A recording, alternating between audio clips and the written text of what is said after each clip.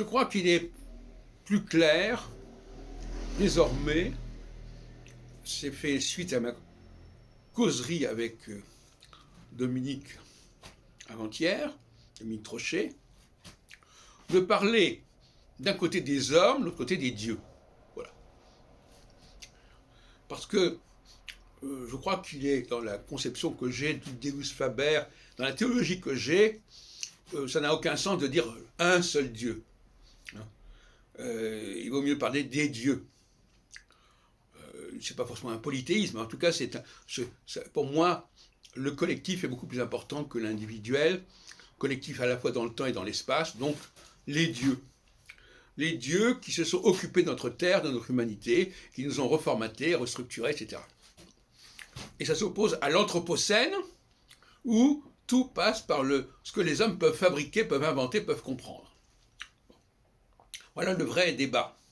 Et l'astrologie se trouve prise d'entre ces deux positions, qui sont totalement différentes.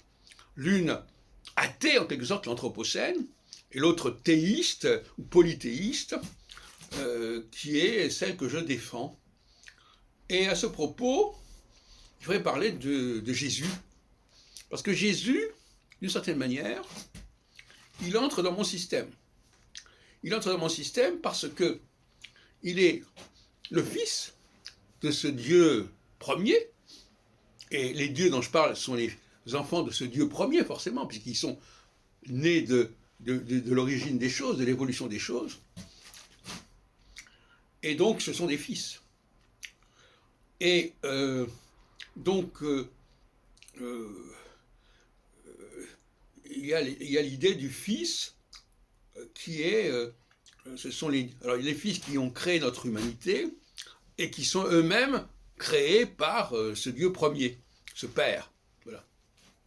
Donc, dans ce sens-là, le christianisme reprend une thématique qui est celle que je défends. Bon, maintenant, évidemment, les autres questions au niveau de ce troisième personnage, en quelque sorte, on est dans une trinité qui est le peuple hébreu, qui est le peuple juif. Hein.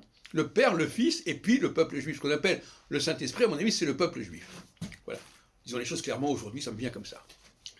Eh bien là, évidemment, il y a un débat. Est-ce que c'est toute l'humanité?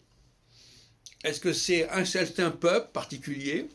Et à mon avis, je rappelle quand même que Jésus, son projet, c'était tout simplement d'unifier le peuple juif et d'intégrer par là même les Israélites du Nord, du royaume du Nord, qui avaient fait sécession près de 1000 ans plus tôt avec la lignée de Salomon et de David et Salomon. Voilà. Donc voilà comment je vois les choses maintenant.